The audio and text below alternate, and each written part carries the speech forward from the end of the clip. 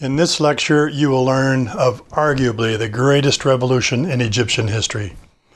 A 29-year period during which time Egyptian society was turned virtually upside down by a religious zealot whose reign was so despised that it was immediately erased from history by subsequent pharaohs, and the pharaoh himself was only referred to obliquely in the records as the Great Heretic. In fact, we only know of its existence today because of some very serendipitous discoveries in the 20th century, beginning with some German archaeologists digging in the deserts of Egypt just before World War I. Surprisingly, it featured some of the now best-known personalities of the entire history of Egypt, who, if not for some very surprising turn of events, would have remained forever unknown. In fact, events during this puzzling and complicated period of time were so completely eradicated by fervent Egyptian pharaohs and vengeful priests that scholars and specialists are still arguing over the exact facts of the era. So, to turn back the pages on this most controversial of Egyptian eras, grab your soda and popcorn, put on your detective caps, because the plot is about to unfold. This period of time we refer to today as the Amarna era, largely because the remains of this particular period of time are found primarily at the Egyptian village of Amarna today. It goes from 1353 to 1324, about a 30-year period approximately. Now, we've covered a lot of pharaohs and information from the 18th dynasty of the New Kingdom. Let me just summarize briefly the ones that we've seen so far. So here's our list: Ahmose, Amenhotep I, Thutmose I, Thutmose II, Hatshepsut, and Thutmose III. What did each of these accomplish? Ahmose drove the Hyksos out and founded the 18th dynasty. Amenhotep I, no big deal. Thutmose I, he was a commoner, military man, the first to be buried in the Valley of the Kings. Thutmose II, he was a sickly man, married his sister Hatshepsut, but died early, leaving a disputed succession with a young heir. Hatshepsut, the first female pharaoh. Her expedition to Punt was her most celebrated accomplishment, and of course her mortuary temple is her most celebrated accomplishment for us today. And then Thutmose III, Egypt's greatest pharaoh, her stepson who had been repressed for 22 years, and then the remarkable tomb paintings that we saw from his tomb. And then his son, Amenhotep II, a misogynist by all accounts, may have been responsible for the erasure of Hatshepsut's images and cartouches and the destruction of her chapel at the mortuary temple. Then we have Thutmose IV and Amenhotep III. The one that we're interested in here and that initiates this new dynasty is Amenhotep III. So, 1386 to 1349. Here is his image, and the thing that we can give him credit for, I think, is for planting some seeds of a cultural shift that's going to take place in Egypt, and that will be continued by his son. Now, he married, interestingly enough, he married Tia, a commoner. So here's a famous wooden portrait of her, showing her perhaps as a somewhat severe person, hard to say exactly, but she's a commoner. And then, interestingly enough, he marries Sitamun, his daughter, as a ritual second wife. Now, of course, it's not common practice for a pharaoh to marry a common woman as his major wife. But Amenhotep III, as you'll see here in our brief exploration of what he does, is not of a common brand of pharaoh. He also married many foreign wives. Of course, all pharaohs had typically had a large harem of concubines, including many foreign women, usually as a way of cementing political relationships between foreign nations. Now, one of the first things that he did was to move the royal court from Memphis to Thebes. Okay, so Memphis was the center of the worship of Amun and was probably the more sophisticated capital and the more traditional place from which pharaohs would rule. So moving the royal court from Memphis to Thebes signals a change of mindset of this man. Now, it is speculated that perhaps he did this as a way to diminish the importance of the god Amun, since the priesthood of Amun was growing very powerful, like we talked about in the last lecture concerning Egyptian pylon temples and religious worship. The priesthood over the centuries had grown more and more and more powerful, not just within the religious realm, of course, but also within the political sphere of influence. And so Amenhotep seemingly perhaps was trying to reduce their influence to a certain degree, so he moves the court away from them. Now he goes on to build across the river, interestingly enough, across the river from Thebes, he goes on to build an impressive palace on the west bank, which begs the question of why the west bank, since that's the direction of death, but I don't know that that had any specific implication here in this decision that he makes. But he builds a very impressive palace on the west bank of the Nile, not too far from the river, just outside the agricultural zone.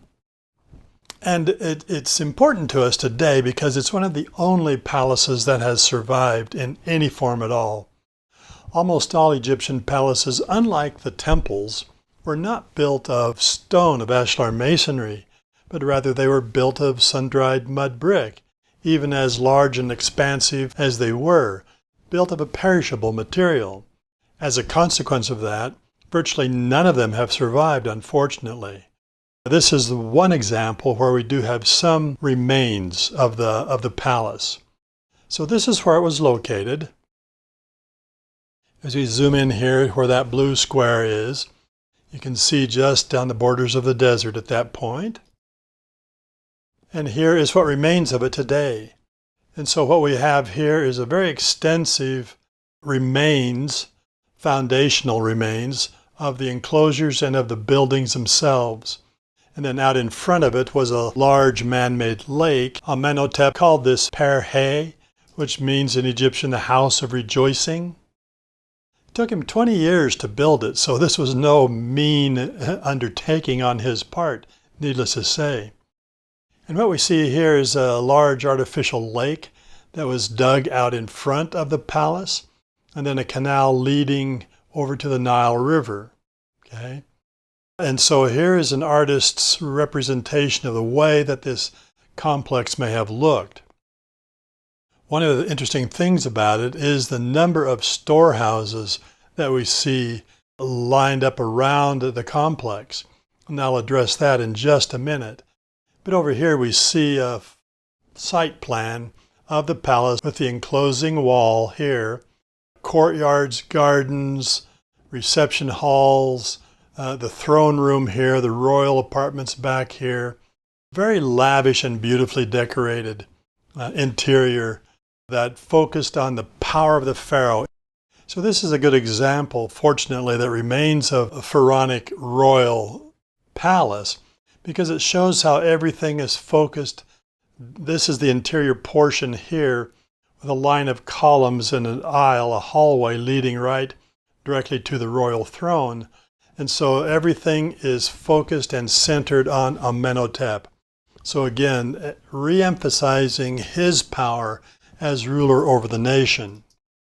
So these many storerooms that we see here in this illustration may have been another indication of him attempting to reduce the importance of the priesthood during this period of time. And the reason that we can say that is because it was the priesthood that controlled the growing of crops, that controlled the granaries and the allocations of food at this period of time.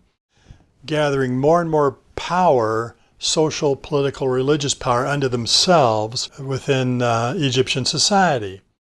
And Amenhotep seems to be kind of pushing back against this, trying to restate the importance of the pharaoh as the sole individual around whom Egyptian society should rotate and focus their attention upon. And so we see these beginnings in his reign of moving away from the traditional way of doing things. So continuing this trend, at Thebes, he begins to promote a little-known god called the Aten.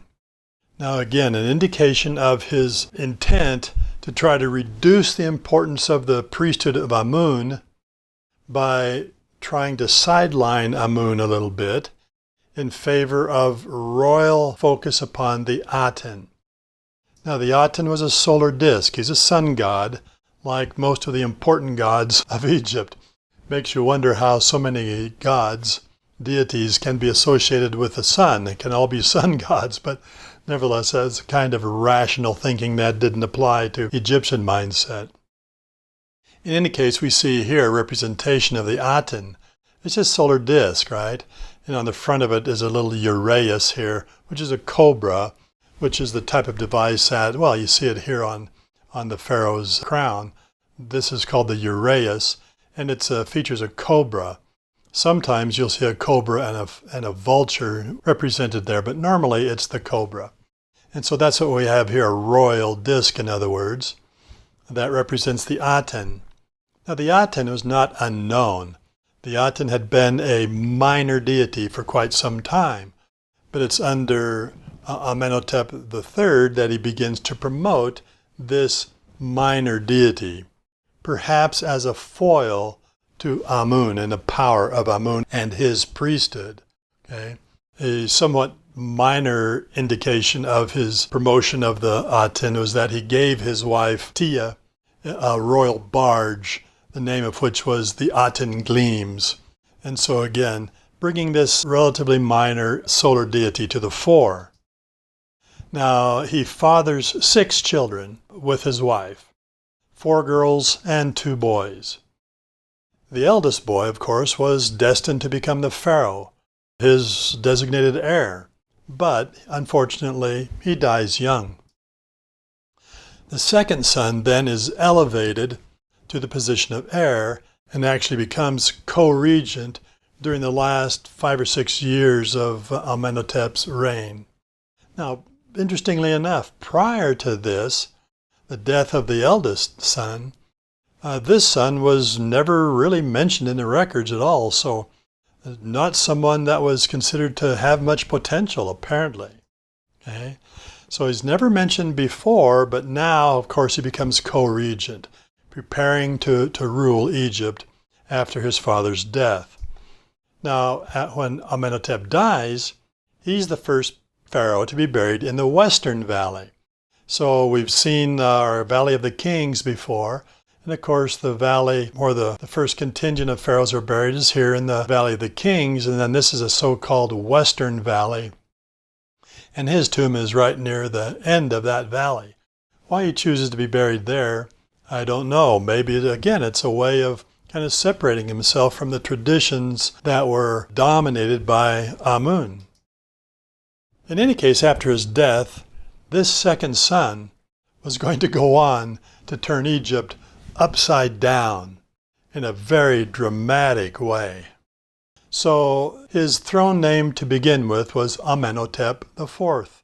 And of course, Amenhotep is Amen is pleased. Okay, and the length of his rule is 1353 to 1336, about 17, 18 years, something like that. Difficult to pinpoint exactly the dates for this period of time because of the consequences that follow this period, this Amarna era. But here you see him in a fairly typical representation as the prince of Egypt, wearing a princely crown, and this would have been his appearance as co-regent, ruling along with his father and for the first few years after his father's death. Now, interestingly enough, he marries a woman who today is one of the most recognizable faces of the ancient world, and that is Nefertiti. Now, like his mother, Tia, Nefertiti is apparently a commoner as well. Doesn't marry his sister, right? Doesn't marry his royal sister. He marries a commoner. And he does this while he is the crown prince. So as we look at this beautiful limestone bust, fully painted to make it look as lifelike as possible, which is one of the most recognizable sculptures from the ancient world, and as a consequence of which we consider Nefertiti to be one of the most beautiful women of the ancient world as well, wearing her own special crown here. It is one of the mysteries of this period of time that we're not exactly sure who Nefertiti was. There's been a lot of controversy and discussion about that. But she may have perhaps been the daughter of Aya, Tia's brother, so his cousin, not his sister, but his cousin. So still kind of in the familial line in a sense, although not royal. And then another view of her, this famous portrait, and then the side view. So one of the things that, just to go off on a slight tangent here for a moment, which we'll come back and visit later on, is that as we look at this sculpture, how does it differ from the royal portraits that we have seen so far? And of course the answer is in its realism. It is strikingly realistic, which begs the question. I thought royal portraits were supposed to be standardized, not realistic. As realism increases, social importance decreases. That's the rule of thumb. And yet, here we have a portrait of a royal, because by the time this portrait is created, she is Queen of Egypt. So we have here a royal portrait, but very realistic. This is normally associated with the common folk. So keep that in mind, because it begs the question of why is this happening here? All right. Here's another unfinished one that I find to be particularly beautiful. So sensitive in its form, right? Again, carved of limestone.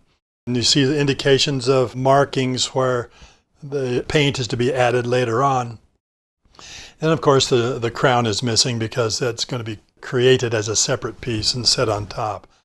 Anyway, these were found in a sculptor's studio at the place that we will later visit, that will become the royal city under Amenhotep IV. Anyway, Nefertiti, a personality of this Amarna era that has become, since that time, one of the most famous faces of the ancient world. Now, he also marries his sister. We don't know what her name was. Again, so much information was subsequently lost regarding this period of time that there's so much stuff we just simply don't know and have to make guesses at, unfortunately. So he marries his sister, who is called simply the younger lady. He does that after he becomes pharaoh, of course. Nefertiti is his great wife. The younger lady would be a minor wife, a secondary wife. But certainly solidifies or verifies his right to rule, because now he is married to his sister in a traditional sense. And he also takes a third wife by the name of Kia. Now here we see a small limestone bust of her that presents her in a rather interesting fashion here. And again, don't know exactly who Kia was, but some speculate that she may have been a foreign woman. Now again, pharaohs married foreign women in order to solidify political links to foreign nations, to those women's fathers and so on who would have been of a royal nature. So again, we have to, everything that we say about this Amarna era has to be taken with a certain grain of salt, because there's just so much information that was lost that it's very difficult to reconstruct everything. And scholars still argue about these things today. But one thing that is fairly certain is that while Amenhotep IV was ruling in Thebes, he built 8 temples. Now, every one of these temples was dedicated to the Aten, though, not a single one to Amun. Must have been a great affront to the priests of Amun. But, as you will see, that doesn't bother Amenhotep IV, because he has his own plans afoot here. Because in the 5th year of his reign, of his sole reign after the death of his father, he revolutionizes Egyptian religion. What he does is to proclaim at last the Aten to be the only god of Egypt. Disavows the other gods, placing only Aten at the forefront of Egyptian religion. And he declares that he himself is the only prophet of the Aten, the only individual to whom the Aten will speak and communicate his will is through the pharaoh. Well, what does this do to the priesthood, right? But even further, he goes on to close all of the traditional temples to Amun and all other temples. Closes the temples. Well, what does that do to the priesthood? Well, that throws them all out of work. There's nothing for them to do anymore, because the temples over which they presided and the rituals that they performed and so forth are all closed, right? Thereby eliminating the priesthood. Now, why would he do that? Well, perhaps just a continuation of his father's influence, feeling like the priesthood had been growing too powerful and intruding into the domain of the pharaoh's privileges. And so how do you reduce that influence any more effectively by simply eliminating the priesthood altogether? There's no more challenge then. As a consequence, no more challenge to his unique and sole authority. So at the same time, he takes the very meaningful step of changing his name from Amenhotep to Akhnaten. Now, as we've talked about before, as you know, pharaohs usually included the name of the deity to whom they were most devoted in their own royal name. So to begin with, it was Amen, right? Amenhotep. Amen is pleased. Can't continue to use that name if he is now disavowing Amen and focusing on the Aten as the sole god, the only god of Egypt. And so he changes his name to Akhnaten, which means devoted to the Aten. All right? And then he takes the even more dramatic and drastic step of abandoning Thebes altogether. But he doesn't move his court to Memphis, the other traditional capital, because these are the two seats of the traditional power base of Egypt, under the priests and the traditional gods. He can't continue to rule from either of those places. So he builds a brand new city.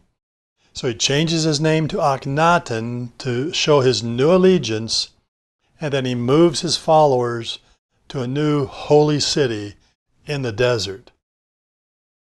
And that city will be called Akhnaten, which means the Aten on the horizon. So let me show you here this journey. So here we're starting out at Thebes, and we'll pull back to show you how far he moves the new capital. So down the river all the way we see where Memphis is, and then midway between them he establishes this new capital city, this holy city to the Aten, which he names Akhnaten, the Aten on the horizon. Now, why did he choose this place?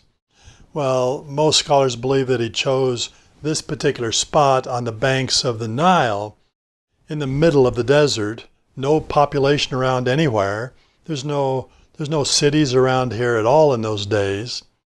He chooses this place for that very reason, because this was not an area that had any devotion or links to the traditional gods. It's a brand new establishment to a brand new god and a brand new religion. He also changes his image as you can see here in this famous representation of Akhnaten. Now this image, of course, is an even more clear example of the changes that Akhnaten is introducing into Egypt. Nothing traditional about this image, needless to say. In fact, it kind of flummoxes art historians today as they look at this image trying to decide, is this realistic? You think of Nefertiti, the realism of Nefertiti. Is this a realistic representation of the way that he actually looked? I'm no medical scientist to be able to make those kind of determinations as to whether he could have actually looked this way, because he doesn't even look like a typical Egyptian type of face. There's the elongated visage, the slanting eyes, the rather flaccid lips, the strange protruding chin. Did he really look this way? Well, who knows, but I tend to think not. I tend to think that this is more of a royal interpretation, a royal style, rather than a realistic representation of who he really was. In any case, he's giving official approval, of course, to these new kinds of representations. So again, just one of those enigmas of the era. Of course, he's wearing all of the traditional pharaonic regalia of rulership and kingship that he will continue to wear his entire lifetime. But other than that, quite a change here in his image. So let's just fly down here for a moment and take a look at what remains of Akhnaten. Now, the place was, as we'll talk about later on, the place was deliberately abandoned eventually and just left to the desert sands, and over the centuries and over the millennia, pillaging by local people and the desert storms and so on have reduced this place to virtually nothing. And so what you're looking at here is a portion of the archaeological site featuring one structure right here that I'll show you in a little bit more detail in just a moment. But this is the studio, what remains of the studio, interestingly enough, of the royal sculptor Thutmose. He's the one that produced the portrait of Nefertiti, and maybe his workshop produces these images also. I don't know that for sure. But anyway, you can see that there's virtually nothing that remains of Akhnaten today. The site was actually discovered back in the 18th century, but very little attention was paid to it because nobody knew anything about it. Then in the 19th century, increasing interest grew up about this site. And I think in the late 19th century, a local woman digging for fertilizer in the desert uncovered a cache of cuneiform tablets, which was a whole library of letters that had passed between Akhnaten and some Mesopotamian kings. And with the discovery of that cache of cuneiform, interestingly enough, or not papyrus wouldn't have lasted, but cuneiform as baked clay tablets survived the centuries. But with the discovery of that cache, scholars started to gain a greater interest in this place because obviously it was an important place. And as the cuneiform began to be translated, it became apparent that these were royal letters, and so royal communications. And so scholars began to realize that this was a place of some importance politically. And so additional attention began to be paid to it that increased right on through into the 20th century until finally, around just before World War I, German archaeologists were excavating here with a project that was put into place deliberately to try to reveal what this city was, what this place was. And it was they who discovered much of the ruins, including the studio of Thutmose, the sculptor, and in which they found that famous bust, that famous limestone bust of Nefertiti. That bust was discovered in 1912 in this studio and was immediately shipped to Germany, where it remains today.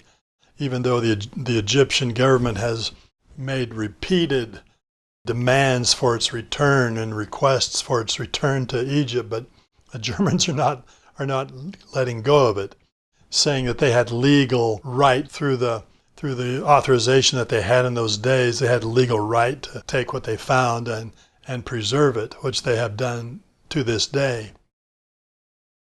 In any case, the Germans were making great progress on this site when World War I intervened. And so in 1914, excavations here were halted and were not resumed again until much later. In the 1960s really is when some really concerted efforts to do excavations here began again. Today, the excavations are ongoing, and there's all kinds of interest now in discovering what lay here at Akhnaten. And more discoveries are coming to light periodically as interest continues to grow in this site. Anyway, let's fly down and see it here from this little video I've got from the internet. So zooming in on Thutmose's studio, this is what we see here is going to be a recreation of the site as we pan over the great temple courtyards here, rebuilding the walls. Then the camera will fly up and over the courtyard and then down into the palace. This is all reconstructions, of course, obviously. And so who knows if this is exactly what everything looked like in terms of the elevations, at least. We do have the outlines, of the buildings, but the elevations are purely speculative. But this is the throne room, as speculated by the company that developed this. And then we fly back up and show the extent of the city on the banks of the Nile. Now be aware that even though Akhnaten moves the royal court here, and all the court officials follow him, and whoever else wants to be in the favor and work for the pharaoh is going to follow out here into the desert, and maybe even though a certain segment of society embraced this new religion, we don't know for sure because of the lack of records. But nevertheless, the city was never finished, never had a population of more than maybe 25,000, 30,000 people. So as a royal city, it was never on the same standing as Memphis or Thebes. And quite frankly, many of the royal officials went here only reluctantly, following their rulers' orders because they wanted to stay members of the government, right, and still be officials and have those benefits. But for the most part, the people of Egypt did not go along with these reforms. Even though Akhnaten ruled for some 16 or 17 years, was never able to get the people of Egypt to embrace these reforms. It was always a somewhat eccentric sort of occurrence within Egyptian society. And I suspect that most citizens, all of the priesthood, of course, most of the royal officials and nobles, and virtually all of the population simply, I suspect, ignored what he was doing here, just waiting for the time to pass when things could return to, hopefully, normal, which they eventually will, of course. All right, so let's take a look here. Here's the studio of the sculptor, a little bit more closely seen. Okay, and so I think in the corner here of this is his workshop, and in the right in through here, I believe, is where these beautiful limestone busts were found, along with others.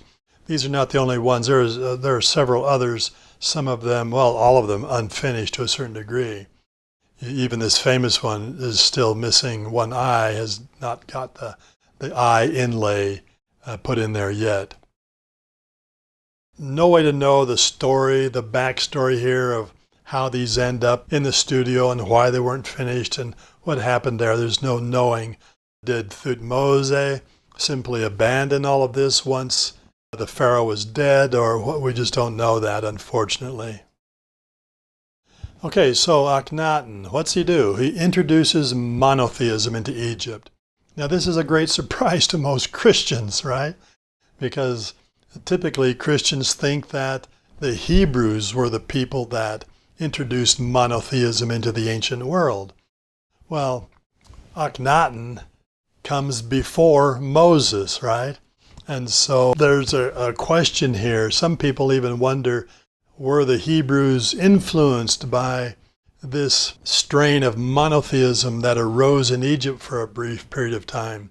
You know, supposedly they were slaves in Egypt for 400 years after this period of time. So were they influenced by Akhnaten's reforms, or is this a completely different development? And I suspect that it was completely different than Akhnaten's monotheism. But it's interesting that here we have the first example of monotheism in the ancient world that is attested to, other than what we find in Hebrew writings of the Old Testament. So for Akhnaten, he declares there is no God but the Aten. And then interestingly enough, he will prohibit any anthropomorphic statues or images made of the Aten. For him, there was to be no humanizing of the Aten in terms of form, physical form. Instead, it was always represented as the solar disk. For it is certain that the Aten was a solar god, and the only representation that was allowed of it was the solar disk. It's hard to know even what its gender was. I keep saying it because there's no indication of whether it was male or female, or whether it was a combination of the two. Difficult to even know that. But here is the full image of this particular relief. And the thing that I find very interesting about it is that we've got the solar disk, a very impersonal, non-anthropomorphic image, but interestingly enough, it is always portrayed with rays of light emanating down onto the people, and each ray of light ends in a little tiny human hand cupped as though embracing the people covered by the light. And some of those hold the little Ankh symbol in their hands here. But for me, it's an interesting concept that the Aten is the god of all and embraces all. Don't really get that impression in the traditional gods, that they were very friendly with people. This seems to be a very different interpretation of deity, one that embraces his people with comforting, loving hands, is the interpretation that I like to give to it. So here we see, for example, a portrait of the royal family. Here's Akhnaten, the pharaoh, Nefertiti, and then several of his children, with the Aten above, all with their raised hands lifted up to the Aten, but the rays of the Aten coming down and enveloping all with its rays of light and love. I don't know whether that was a concept that was a part of this religious teaching or not, but certainly seems to be a rather different approach than what traditional religion promotes with their gods. Now notice, we'll talk more about this in just a moment, but notice how very strange the bodies look here. Now again, this has been open to question by medical scientists and historians and art historians and so forth today as to whether that was a medical condition that was being portrayed in the figures.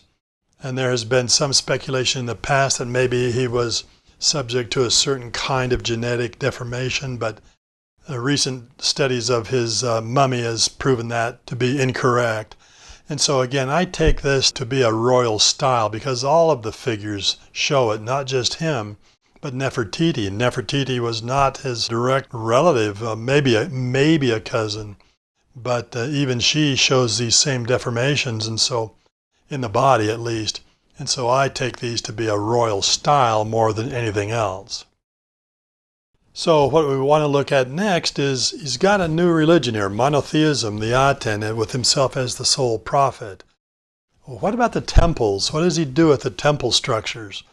Is he going to maintain those? We saw that he built 8 temples to the Aten in Thebes, but we don't know what those looked like because they were all dismantled after his reign was over.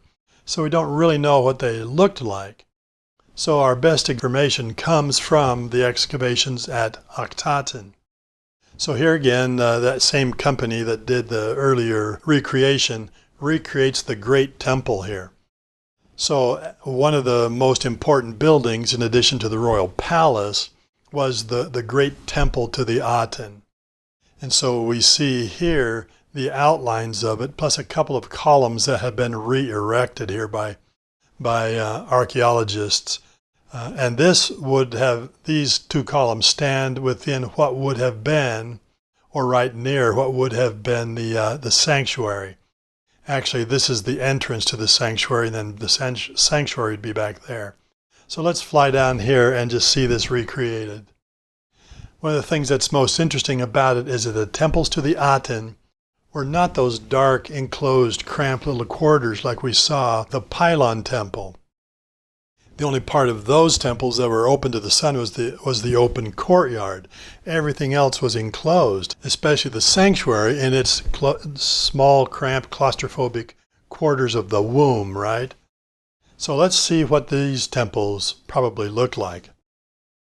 So here's the antechamber and the sanctuary. So we're flying through the open courts, and you can see pylon gates and banners, columns, paintings. Now we're into the sanctuary, and you can see, unlike a traditional Egyptian temple, pylon temple, even the sanctuary is open to the sun. Everything is open to the sun's embrace and regard. And then here we see a representation of the Aten again with the royal family worshiping in the sanctuary.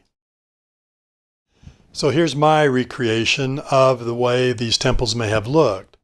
So what we have out here is a kind of a superficial form of the traditional temple with the pylon gates and the temenos wall, the open courts, and then proceeding back through the courtyards to the sanctuary. But I hope you recognize how radically different this is from the traditional pylon temple that we see here. Now remember, who was allowed into the pylon temples? No one. These were restricted strictly to the pharaoh as God on earth in order to perform the rituals needed in the sanctuary, right? Back here in the very farthest western reaches of the temple. Of course, as I said then, pharaohs couldn't be officiated at every temple, so they had a whole cadre of priests that took care of those rituals for them. But here at Akhnaten, the temples to the Aten were open to everyone, and everyone was welcome to come in and leave offerings on the altars. And so as we move into this first major courtyard, this large altar is the royal altar, but these are public altars. People were encouraged to come in. The public is encouraged to come in and to leave offerings on the altars. I believe from some of the things that I've read that public could actually penetrate all the way back here into this middle courtyard, so that when Akhnaten would appear in this door of appearances right here, in order to make pronouncements as the prophet of God on earth, he could be speaking to the people.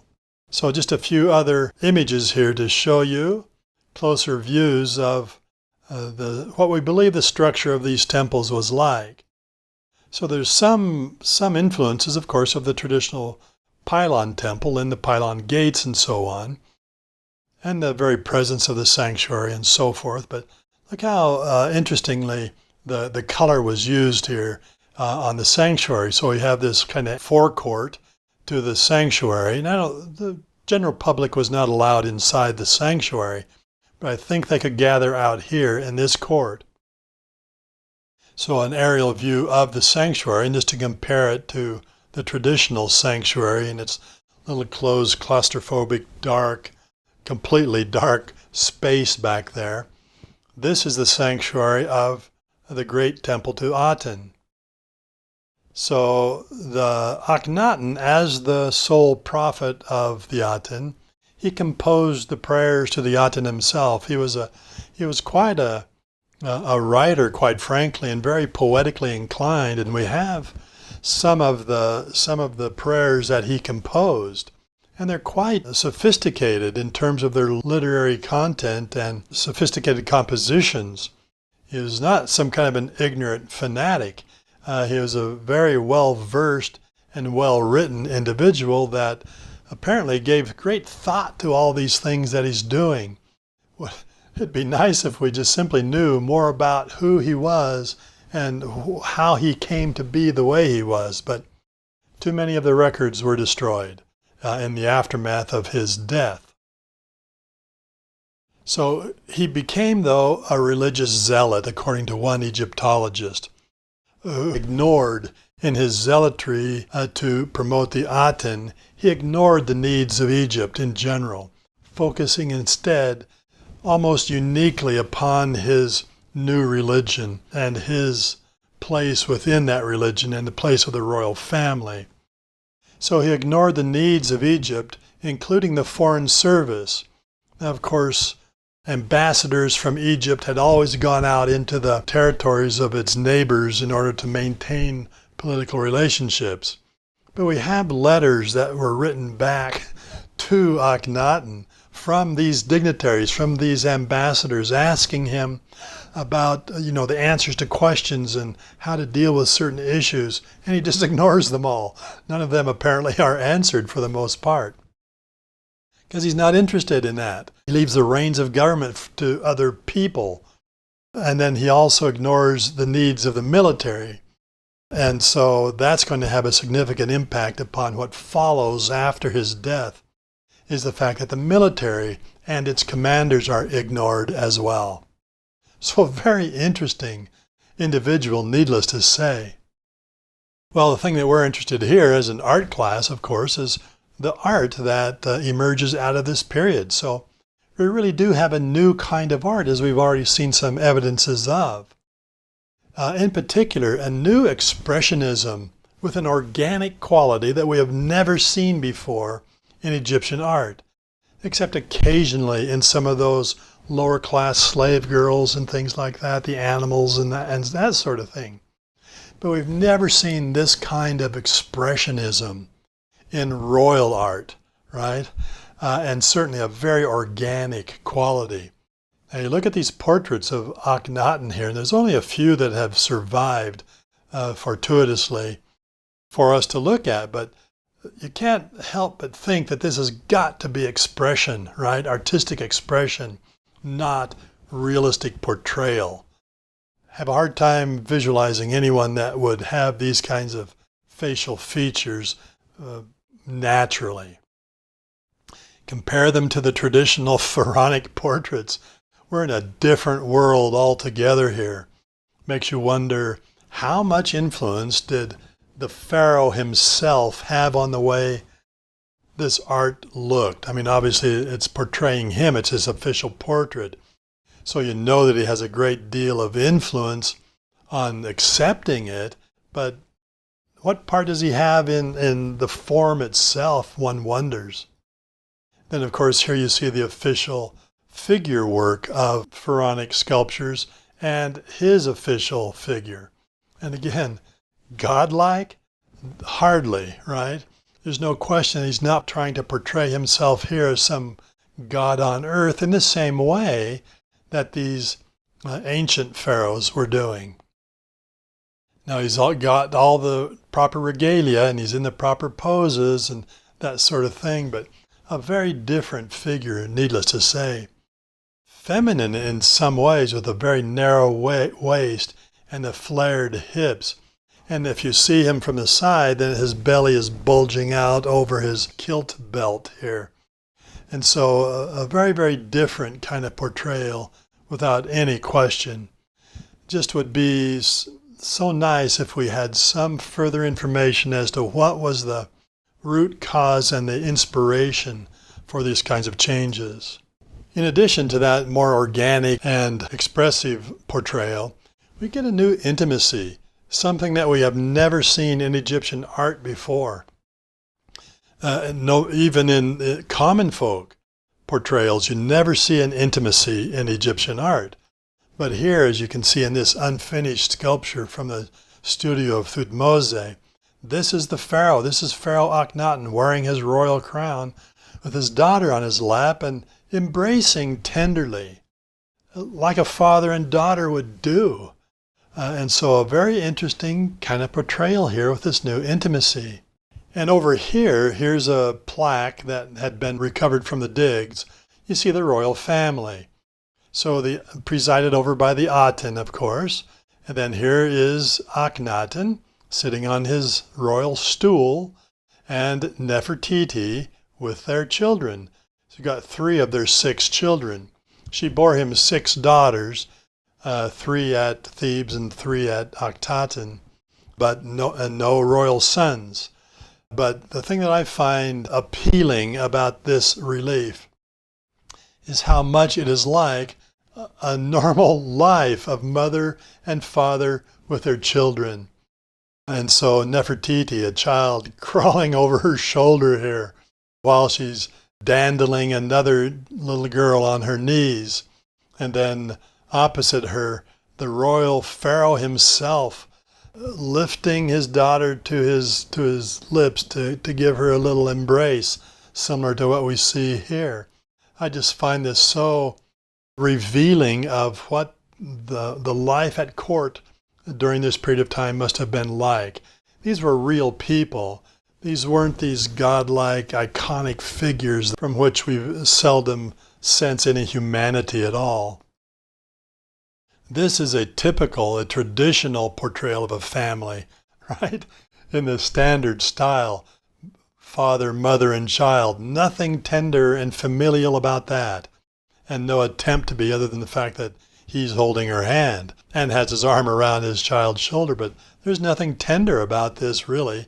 Hardly in any way. They're all strictly separated from each other in their own little zones, and never the twain shall meet, so to speak. Very different for the royal family at Akhnaten.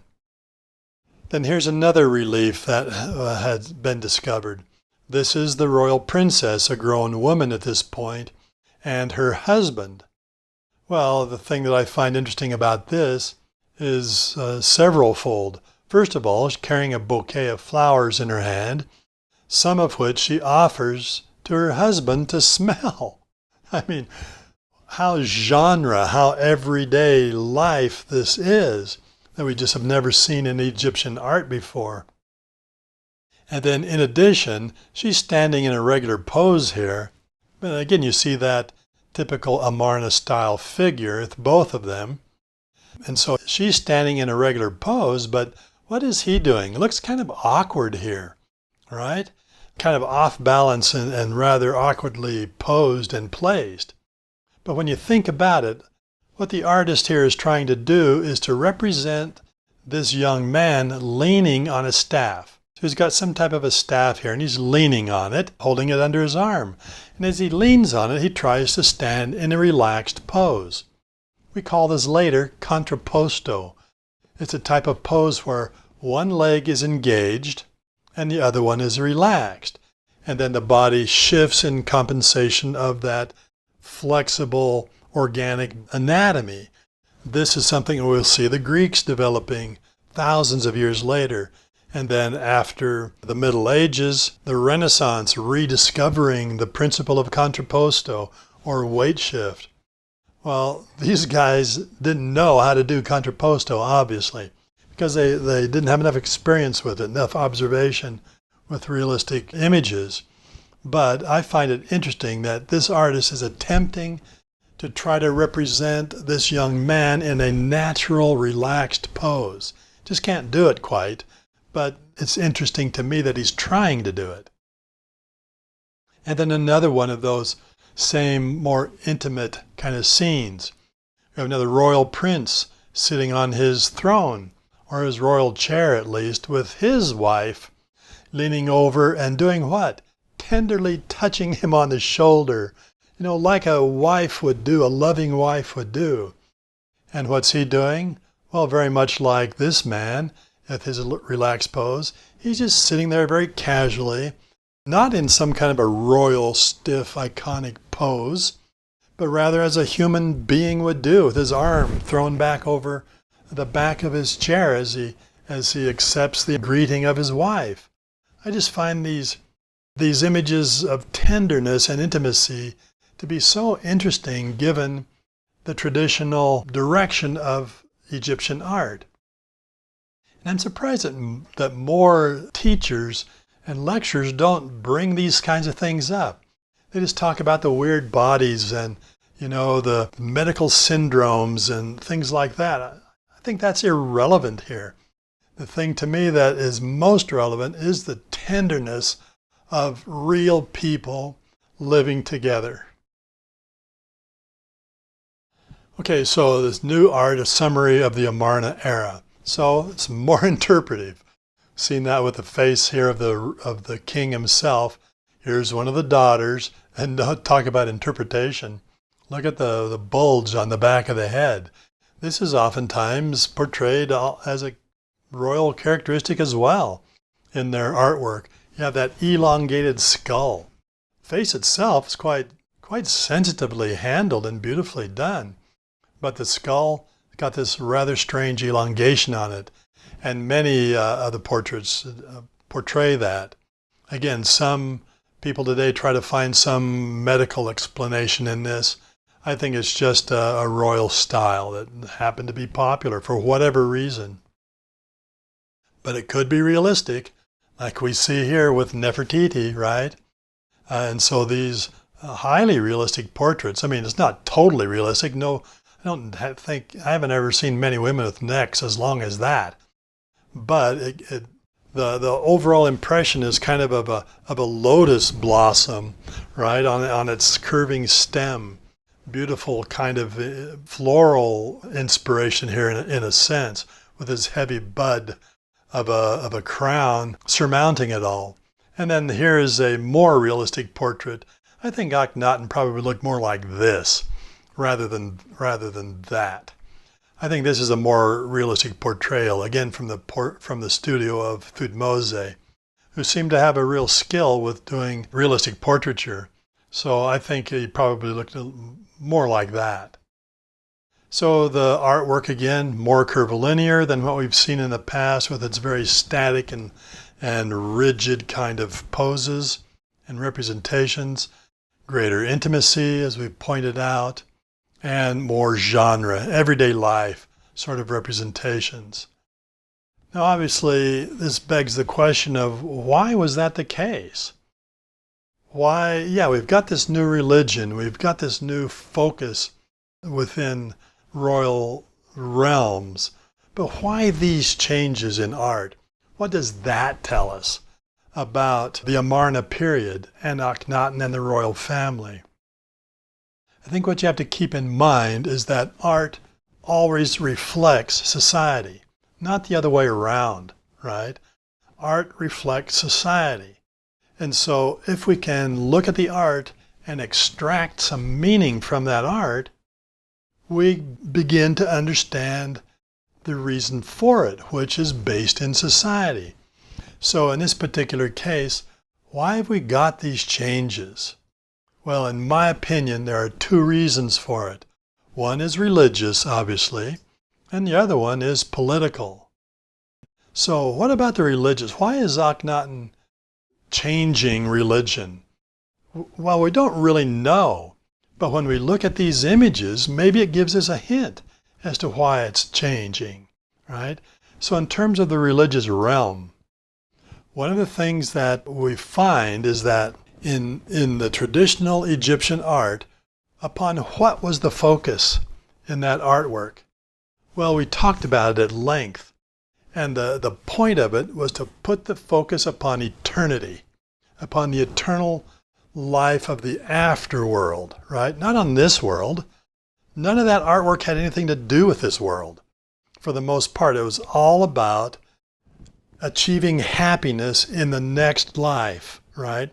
So the emphasis in traditional Egyptian art is on death and what happens after death, all right? So you get nothing that relates to the real changeable mortal world here. Well, when you get artwork that does focus on that, what does that tell us, right? Well, that tells us that the focus, for me at least, the focus is on life, not on death. It's life in this world that we're living in and the families that we have and the associations that we have within those families during our lifetimes, not after we're entombed in a closed-in casket somewhere and we've got some type of a eternal life in the afterworld. And so the very fact that we've got realism here, remember I talked about the fact that when realism increases, social status decreases. But these people are at the very height of social status. So why have we got the realism here? Well, the only explanation that I can find that makes any sense to me is because they're focusing on the life of this world, the way we really are, not some godlike representation, iconic representation of our status.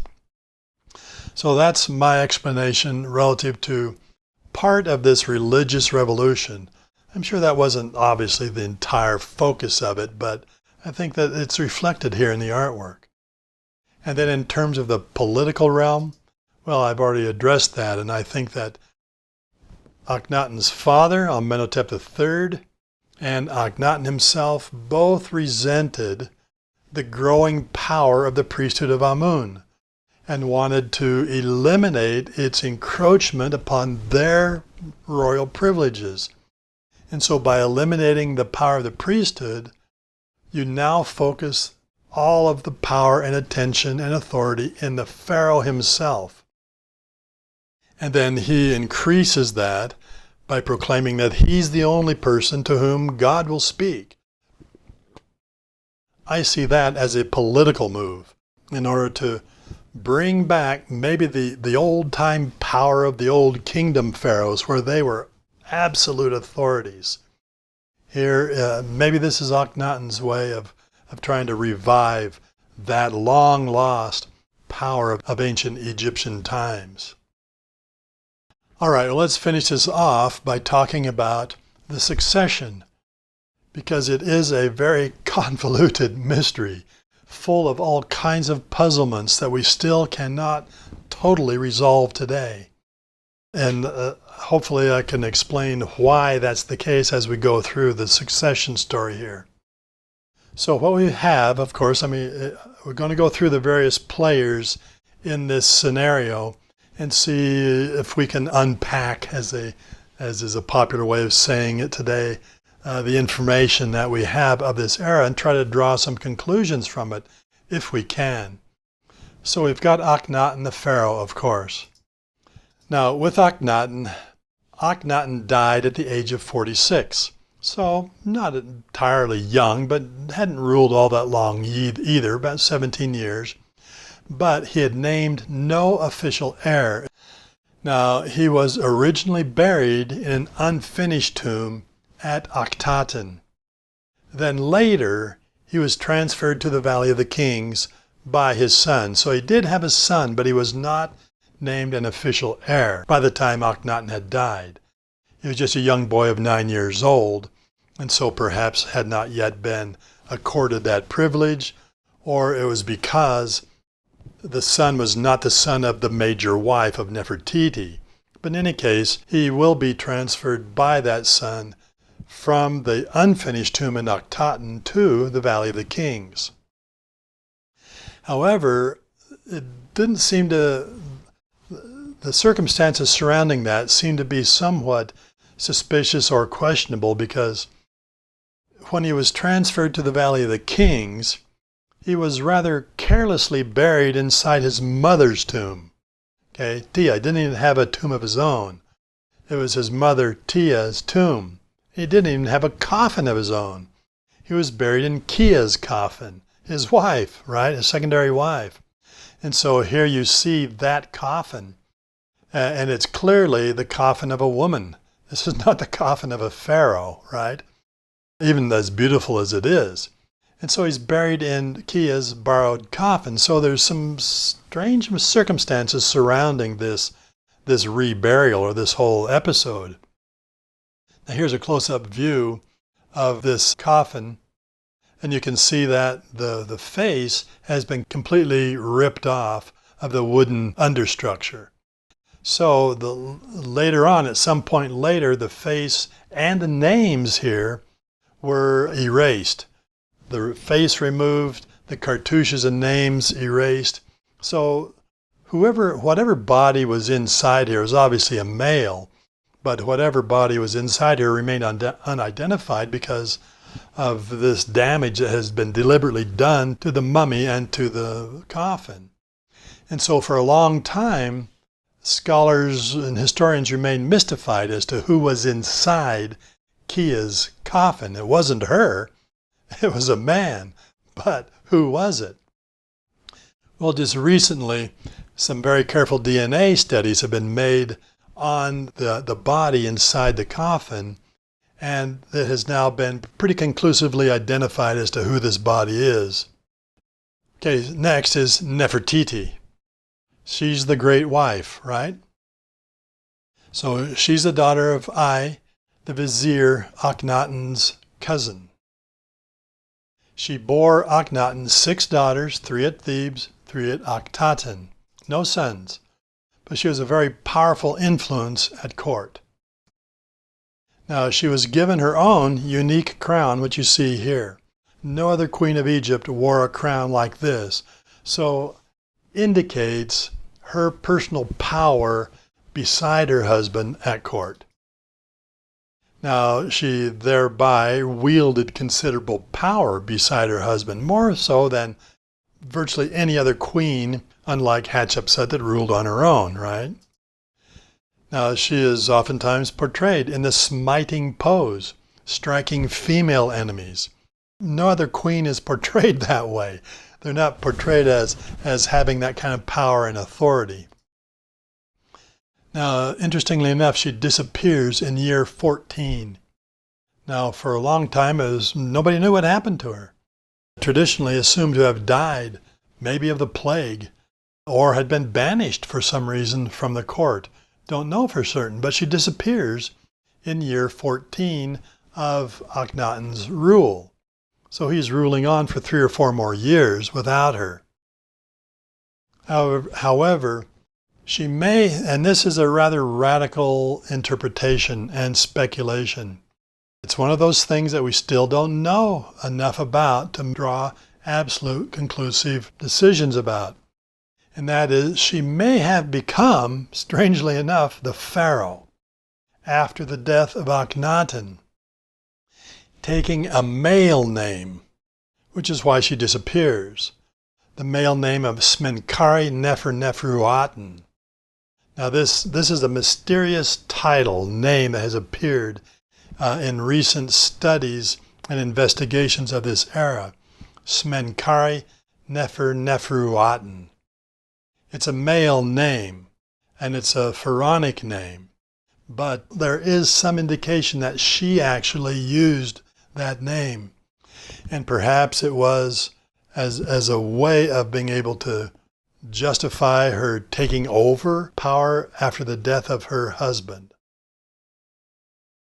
Okay, so next we go to the younger lady, the second wife of Akhnaten.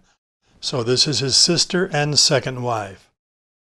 Now we have this recreation here that has recently been published that features this portrayal of who the people that published this and had this made artistically claimed was Nefertiti.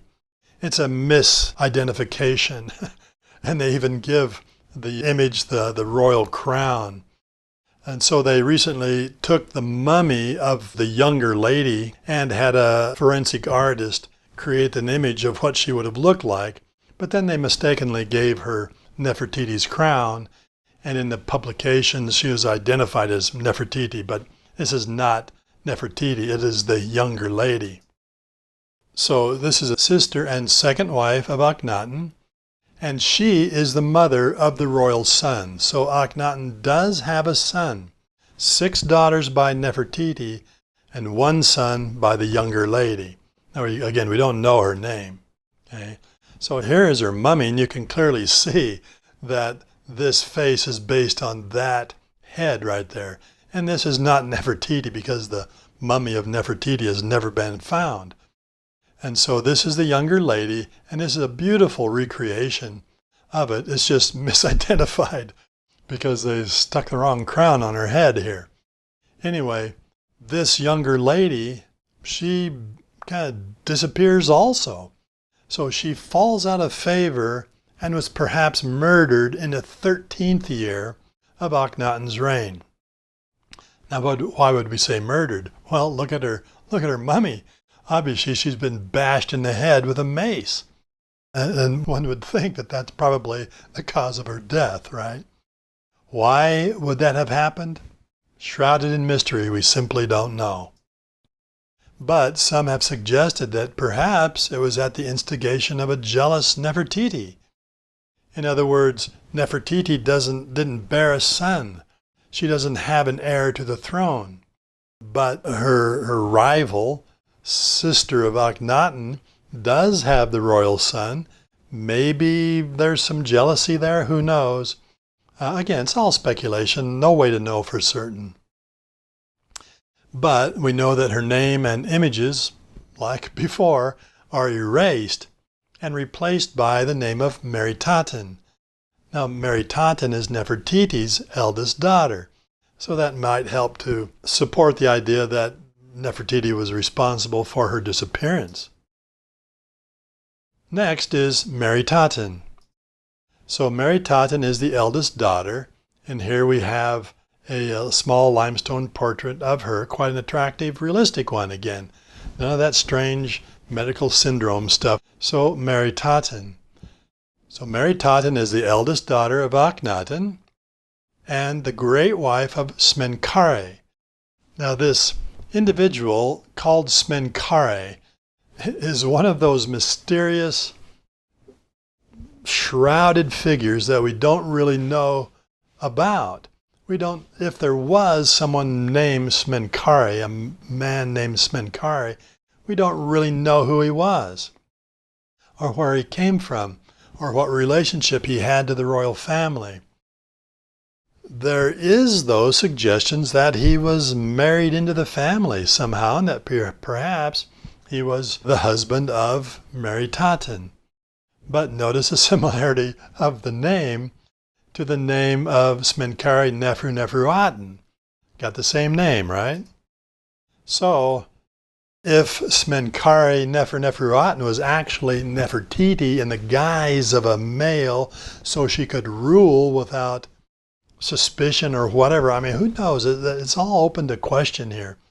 But if so, it's rather interesting to speculate that she was the wife of her mother who was masquerading as a male pharaoh.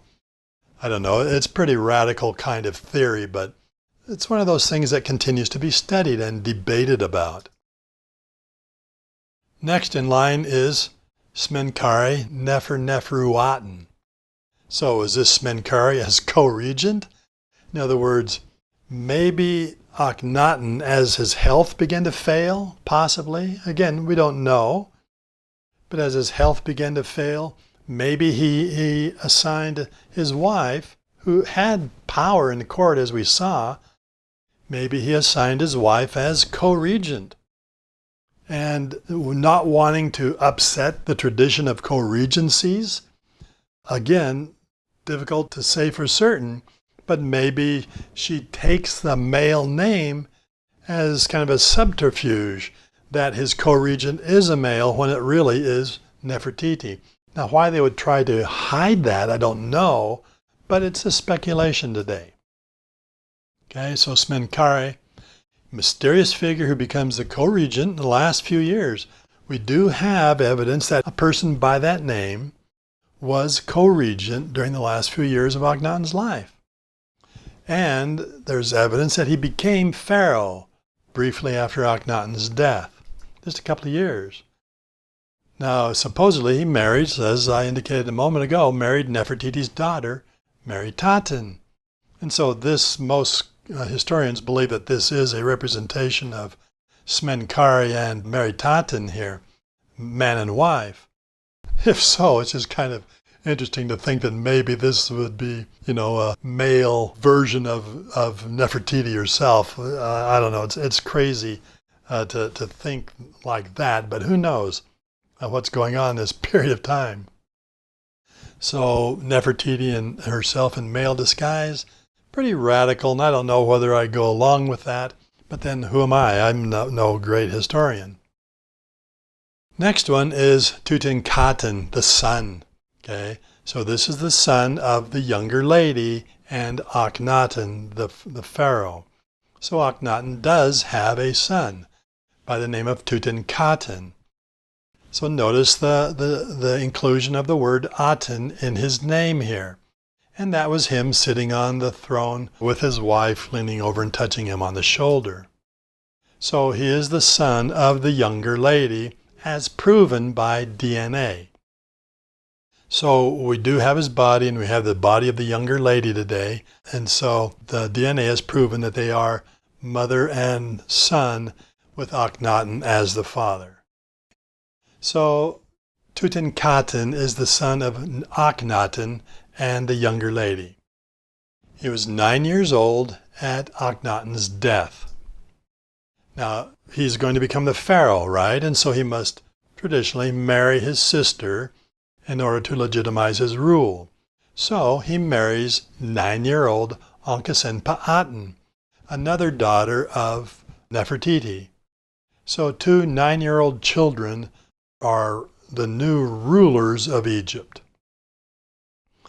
Now, he was convinced by Aya to move back to Thebes, abandon the city of Akhnaten, and move the court back to the royal city of Thebes.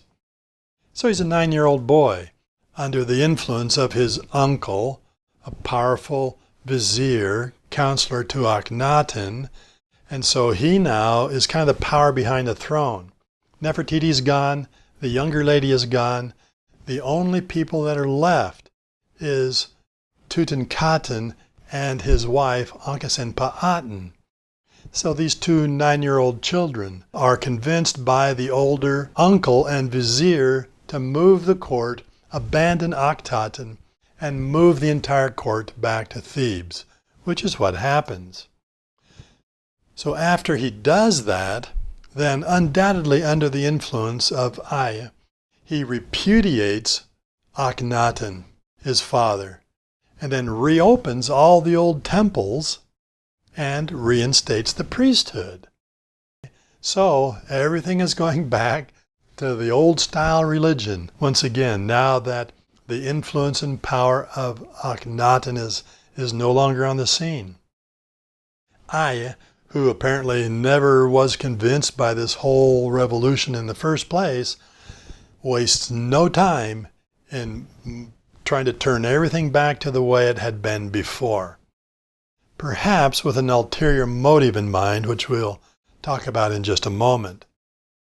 So when Tutankhaten does that, like his father before him, who changed his name to show his difference in allegiance, he changes his name from Tutankhaten, which means the living image of the Aten, to Tutankhamen, the living image of the Amen. And of course, this is the name by which everyone knows him today as Tutankhamen, and so includes the name of the new old deity in his royal name. Now, he does father 2 stillborn girls, and here are their coffins that were found in his tomb. So I was able to find some black and white photographs of these coffins that were opened up, and so here's one of the coffins of the older girl. It's a nested coffin, as you can see, and inside is a small mummiform shape, because these are stillborn girls, right? Just fetuses for the most part, and there is the oldest girl. And then here's this younger girl, same thing, nested coffins, and a little death mask covering her mummy, and then a smaller fetus. So these are the 2 children that were born to Tutankhamen and Ankhesenpa'aten, the royal couple. Later, obviously, not 9 years old, right? So he does, though, die at 19, having ruled for only 10 years. So there are conflicting theories about the cause of his death. These are continuing theories that try to explain what happened to him. He dies young, obviously. Hasn't done much in his life up to that time other than return everything back to Thebes and roll back the calendar to the old-time religion. These kinds of things, repudiating everything that his father had done. But he dies young, and so there have forever been theories, and usually conflicting theories, about what happened to him. And these are ongoing. You can find, do a Google search on the internet, you'll find different theories explained there, even very recent ones. So needless to say, there are many conflicting theories about this young pharaoh's death, beginning right from the very first time his body was discovered, for the most part, by Howard Carter. Those theories continue on today. Studies continue trying to figure out what exactly may have happened to this young man. The issue, in my opinion, is that where nothing is certain, everything is in question. And when it comes to the Amarna era, there's very little that is absolutely certain. So as a consequence, everything is in question, including his death. But there are many conflicting theories that continue to be put forward even today by various researchers and groups of individuals that are interested in trying to find out what happened to Tutankhamun. So let's take a look at some of these. The oldest theory is that he was murdered, more than likely by his uncle Ai, who seems to have had the greatest benefit to gain from his death. After all, he goes on to become pharaoh himself after the death of his nephew. Now, the issue of whether he was murdered was inspired by the fact that when Carter revealed the mummy for the first time, the skull seemed to show a large contusion on the back of it, implying that perhaps he had been bashed on the head with a mace. That conclusion has been pretty much discounted today because further investigations, careful investigations of the skull show that that so-called contusion may have been actually caused by Carter himself. And so, in any case, no one really adheres to that theory any longer today, as far as I know. A more common and recent explanation is that the young man suffered a broken leg in some type of an accident, and that became septic, and then compounded with malaria, he succumbed. Well, this is the research report that deals with this possible explanation. You'll note that this report is somewhat different than others that have been put forward. But let me just read to you what these researchers have said. It says that Tutankhamun had multiple disorders, and most researchers today would agree with that. He had some real health problems. Some suggest that perhaps it was a consequence of inbreeding or whatever it might be. Who knows what the answer to that might be, but apparently he did have multiple medical types of disorders. So they go on to say he might be envisioned as a young but frail king who needed canes to walk because of deformations of his feet, including club foot. Now, he was club-footed, there's no question about that, because his mummy shows evidence of that. And then also in his tomb, there were hundreds of canes that were retrieved from the tomb, so obviously something that was important in his life. So apparently he did walk with the aid of a cane. The report goes on to say a leg fracture caused by a fall resulted in a life-threatening condition when a malarial infection occurred. Okay, so the idea here, perhaps, is that he's a somewhat frail individual. He has an accident in which his leg is broken, and then that break becomes septic, and then it's complicated by malaria, and he dies. The suggestion there is that perhaps I would have colluded in his demise. In other words, perhaps did not take the necessary measures to make sure that the young man recovered in a timely manner. Again, speculation, of course. Third theory is that he was killed in a chariot accident. Now this one goes rather contrary to number 2 here, as you'll see in the report that these researchers published. They say that though he was commonly depicted as a sickly boy, most evidence suggests he was robust and active adolescent. Now that goes rather contrary to most evaluations. He was a robust and active adolescent who was probably a well-trained sportsman. There is plenty of evidence to suggest that he was not only an archer. There were numerous bows found in his tomb as well, along with arrows and arrowheads, but also a good charioteer. He would have used a chariot in ritualized shooting displays, riding the chariot and shooting his bows from it. So this is a very different interpretation than almost anyone else has put forth.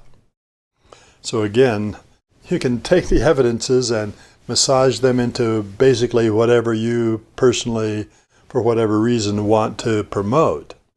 So they go on to cite these evidences of his robust and active adolescence.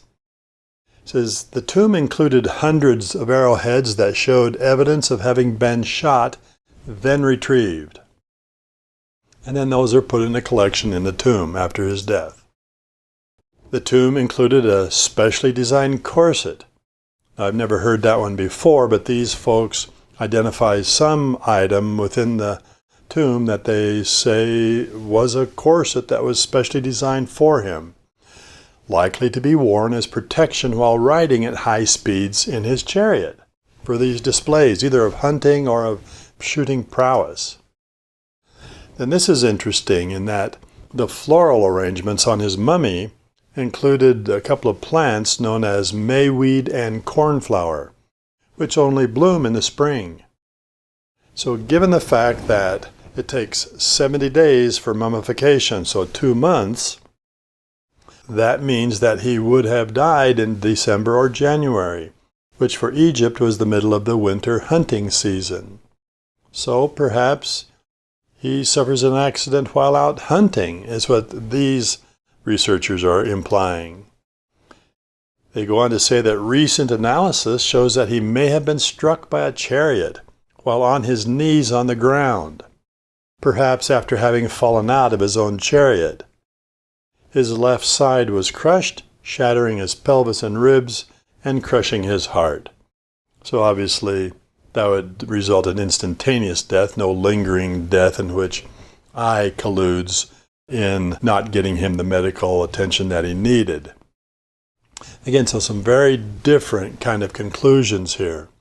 Will we ever know the absolute answer? Unlikely, right? Unfortunately. All right, well, let's continue. He was, after his death, whatever the cause of it was, after his death, he was buried in a small, borrowed tomb. Now, very possibly could have been his uncle's tomb, his uncle Ai. It is a small tomb, nothing on the scale of a royal burial that is typical of pharaohs of the era. All right, so now let's take a look at his wife, Akhnaten. She too was a daughter of Nefertiti, and she's the young woman in that relief that I showed you earlier where she's leaning over and touching the shoulder of Tutankhaten at that time. So she's the third daughter of Akhnaten and Nefertiti. She too is just 9 years old at Akhenaten's death. Now she married her half-brother Tutankhaten. Of course, this is typical, right, of an Egyptian pharaoh to marry his sister. So Tutankhaten is now elevated to the throne, and in order to justify and validate his rule, he marries his sister, 9-year-old Akhnaten. Then later, after the court is transferred to Thebes, Along with her husband, she changes her name from Akhnaten, which means she lives for the Aten, to Akhnaten, meaning she lives for Amen. All right, so they've changed their allegiance, and their royal official names reflect that change. Now, she, of course, bore Tutankhamun two stillborn daughters that we just saw a moment ago. And then, very interestingly, after his death, she wrote a letter to the king of the Hittites. And we have that letter. Interestingly enough, it has survived. Now, the Hittites were traditional enemies of the Egyptians. The Hittites lived in modern-day Turkey, okay, that area of the Near East. And they were a powerful empire of their own in the northern Middle East, while Egypt controlled the south. As a consequence, they were oftentimes at odds with each other, so it's kind of interesting that Akhnaten writes a letter to the king of the Hittites, a man by the name of Suppiluliuma, asking him to send one of his sons for her to marry, because this young widow wants to remarry in order to protect herself and her position in society. So this is the letter. She writes, "My husband died. If you were to give me a son of yours, he would become my husband. Never shall I pick a servant of mine and make him my husband. I am afraid." Now, who does she mean by a servant of hers? More than likely, I, right? Because he's the vizier, he's the servant of the royal family in the household, the chief advisor, but still a servant to the royal family. Never shall I pick a servant of mine and make him my husband. I am afraid. A touching sort of letter, quite frankly, in my opinion, that this young widow reaches out to an enemy of Egypt in order to request that the king send one of his royal sons to become her husband. So then Suppiluliuma accedes to her request. After all, here's an opportunity to bind Egypt, the royal family, to the Hittite royal family. So he sends his son Zananza with an entourage to Egypt in order to go to the royal court and marry this young widow. But unfortunately, that cortege was ambushed on the northern borders of Egypt, and he was killed there, never making it to the court. Well then, as might be expected of course, she's basically forced to marry her uncle. This scheming, as I see him, kind of a scheming power behind the throne that perhaps had always had the hope of being able to rise to the utmost position in society. Whether that's true or not, or whether I'm just concocting a scenario here, nevertheless, it's an interesting conclusion to this whole flow of events. So she marries She has no other choice for the most part. He's the most powerful man in the court now. He was an elderly man by this time, some 60 years old or older. The thing that's maybe expected about that whole episode is that very soon thereafter she disappears from the records. And you can draw your own conclusions about that, because by marrying she has basically validated I's claim to the throne, who now becomes pharaoh. He has no longer any use for her, and she conveniently disappears. So arrive at your own conclusions about that. All right, so now let's deal with So he's the vizier, as I like to call him, the evil uncle, right? He's being shown here in this fresco. This is from the tomb of Tutankhamun, and it shows him wearing the pharaonic crown and acting in the role of the high priest of Egypt, performing the so-called opening of the mouth ritual that was needed in order for a deceased pharaoh to pass on into the into the afterlife and be able to speak the words necessary to pass the required ritual at the judgment halls. So in any case, here he is represented as Pharaoh acting in that guise. So many scholars today believe that he was, again, Nefertiti's father, although there's no proof of that, and I suppose can never be until Nefertiti's mummy is found and some DNA testing can be done, but her mummy has never been found. So he was, as I've talked about, the power behind the throne after that mysterious personality known as Smenkhare disappeared. So whoever Smenkhare was, Smenkhare rules for just a couple of years at most, maybe not even that long, after the death of Akhnaten. But once he's gone from the scene, and Nefertiti's gone from the scene at the same time, coincidence? Who knows? In any case, I now became the power behind the throne, guiding these two young children that were now king and queen of Egypt. So in that guise, in that role, he engineered the return to Thebes and the reinstatement of polytheism and the priesthood and the reopening of all the temples, the old-time traditional temples. So it begs the question, obviously, how committed had he ever been to this religious revolution of Akhnaten? Was he ever fully committed to it? Because he wastes no time returning to Thebes and returning everything back, rolling back the clock, as it were, back to the way it had been before. And then he also advises Tutankhamun to build his tomb in the Western Valley. So they've returned to Thebes, not building a tomb at Akhnaten like Akhnaten had originally started to do, but now he's going to build a tomb, a royal tomb in the not the Valley of the Kings, but the Western Valley. So to remind you of where the Western Valley is, there's the Valley of the Kings, as we know, and then there's the Western Valley, all right? And we've had one or two pharaohs buried in the Western Valley up to this point.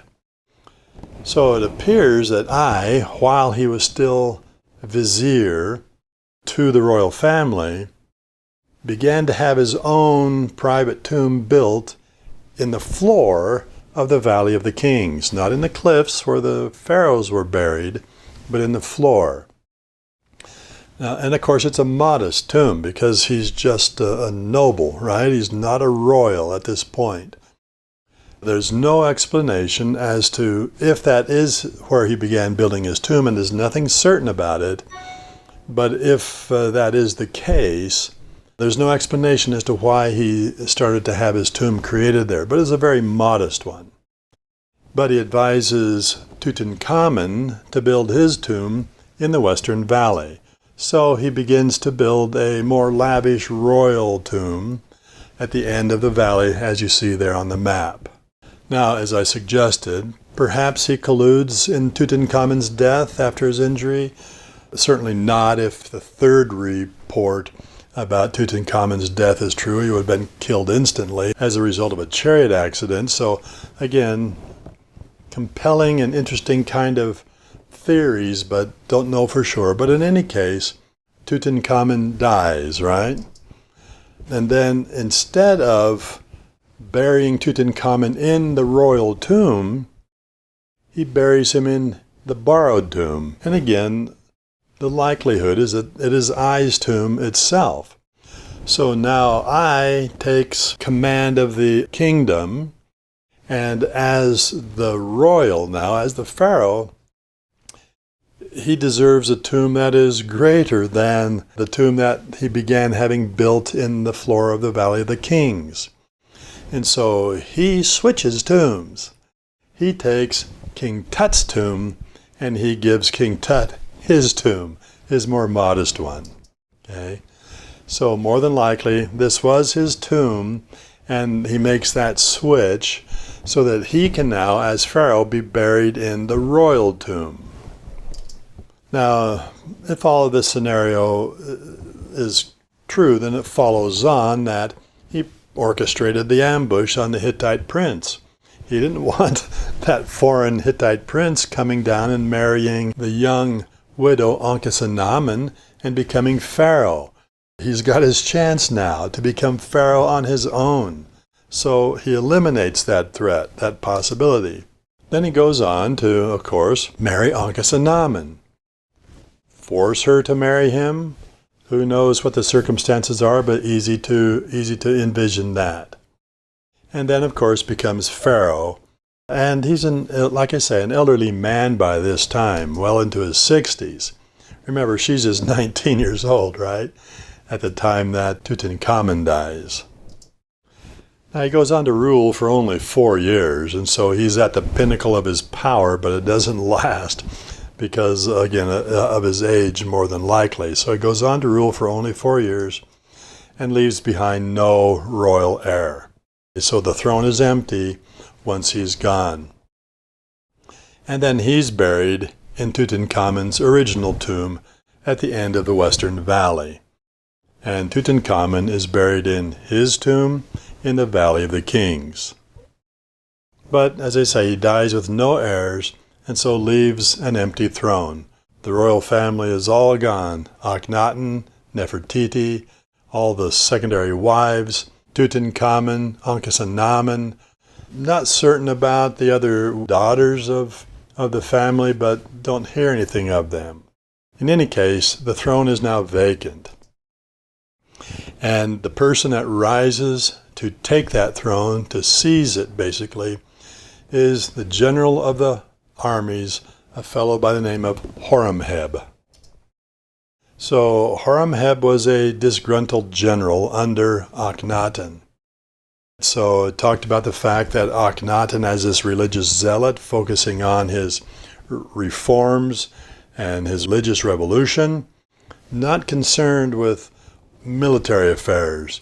So the military is sidelined along with the generals. And Horemheb is his chief of the armies. So as general of the army, it's interesting to note that he was a traditionalist right from the very beginning and made no bones about changing his viewpoint, his religious stance. And so he disagreed with Akhnaten's reforms apparently right from the beginning. Why didn't Akhnaten do something about that and remove him from his post? I suspect that it was simply because Akhnaten didn't care. He wasn't interested in military matters any longer. And so if Horemheb refused to go along, as long as he didn't cause trouble, just let him remain as general of the army. But of course Horemheb is very discontent with the military's decline during Akhnaten's rule, and he remains in Memphis during the entire period of Akhnaten's reign, never coming to Akhnaten and acknowledging this new change of society. After Akhnaten's death, he simply continues to act as general of the army in the service of Tutankhamun. No reason to change because now everything is moving back to the way it had been before anyway. So he remains Tutankhamun's deputy and general of the army. Now, once Ai dies then, he seizes power. The throne is empty. The royal family is gone. And so he sees his chance to reinstate everything even more powerfully than before. And so he seizes power upon Ai's death and then marries Ai's daughter as a way of legitimizing his rule because he's a commoner, right? And even though Ai isn't truly royal, he was the pharaoh, and so his daughter does have a certain legitimacy in terms of validating his own rule. So he marries Ai's daughter. He goes on to rule for 18 years, and so he's probably a fairly, not elderly when he takes command, but he's well along in years, no doubt.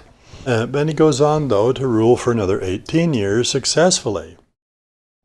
But during his reign, he immediately repudiates all of the pharaohs of the Amarna era.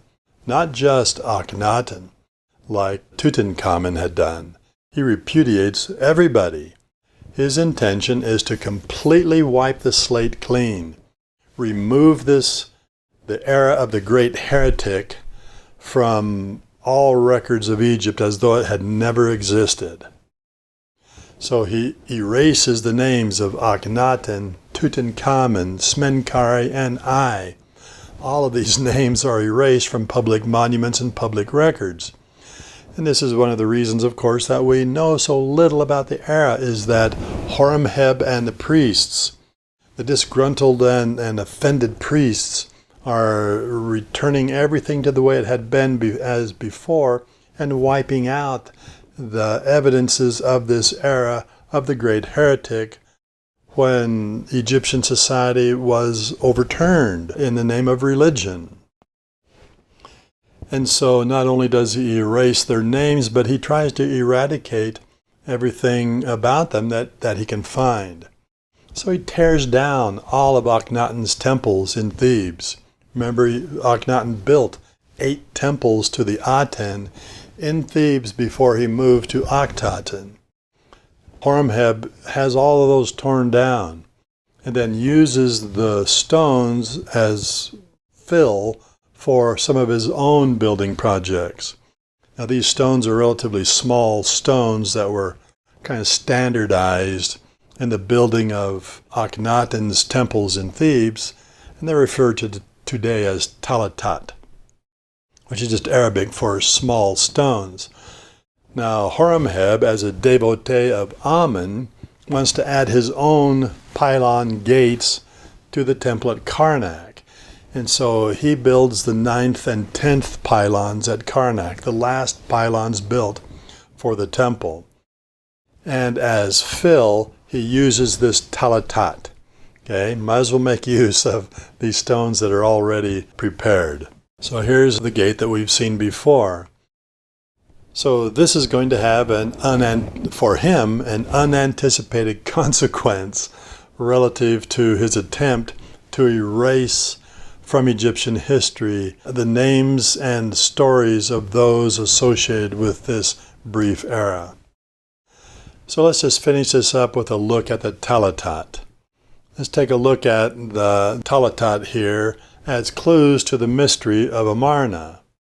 And so we see here the pylon, one of the pylon gates, the 10th pylon gate that Horemheb had built at Karnak. Now the thing that's significant about this pylon is that I think it was in something like the 1950s or so, the Egyptian government made the decision to dismantle these pylons because they had become dangerously dilapidated, and to refurbish them and reconstruct them and make them more stable. So when they tore these down, they found inside all of this rubble. Now, as they examined the rubble, they realized that it was rubble from the temples of the Aten. And how can you tell that? Well, because they're all inscribed. Many of them are inscribed with inscriptions and images and so forth that contain references to the Aten and the temples that were in Thebes at that time. So here you see some more. Many of these blocks are inscribed. All right. Well, when the government rebuilt the pylons, they didn't just stick these back inside. They realized that they had some historical significance, and so they stored them in a variety of places around Thebes, and then rebuilt the pylons with new stone, on the inside at least.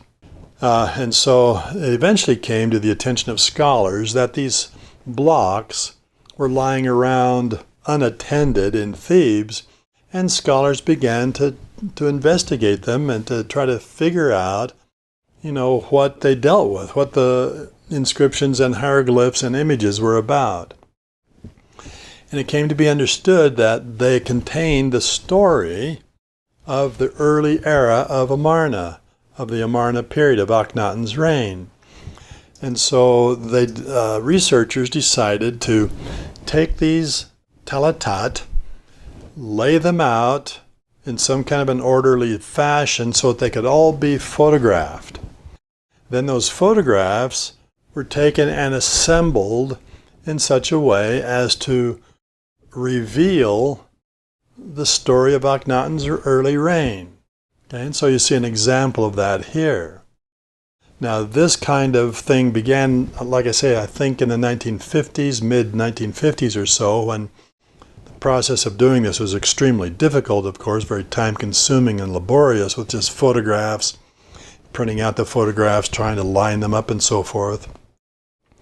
But now, beginning in the 60s and on into our own time, they're using digital media in order to speed this process up, revealing more and more about this early period of Akhnaten's reign. There was a major project begun doing this in 1965 to photograph and reassemble these Talatat images. So far there have been some 100,000 Talatat that have been recovered. Now not all of them have images on them, but many of them do. And by reassembling them, these have continued to provide invaluable information about this era. And the investigation goes on even today. These Amarna projects are growing more and more popular and specialized in trying to recover more and more information. And so scholarly studies go on about this period of time. We'll never have a complete story because so much of it was lost at Akhnaten with the abandonment of that city, the deliberate destruction of records and monuments and stelae and tombs, and all of this as an attempt to try to eradicate this story from the annals of Egyptian history. And it was successful enough that we have a very difficult time today piecing it all back together. But the studies go on, and so it's a fascinating period of time that hopefully one day we'll know more about. So next lecture, I'm going to do a lecture on King Tut's tomb. We don't have much time left in the term, but I think you'll be interested to learn a little bit more about Tutankhamun's tomb and what was discovered there and how that discovery was made and so on. So I'll cover that in a relatively brief lecture next time. And then the reign of Ramses II after Tutankhamun, perhaps the most famous pharaoh of Egyptian history. So I'll see you then.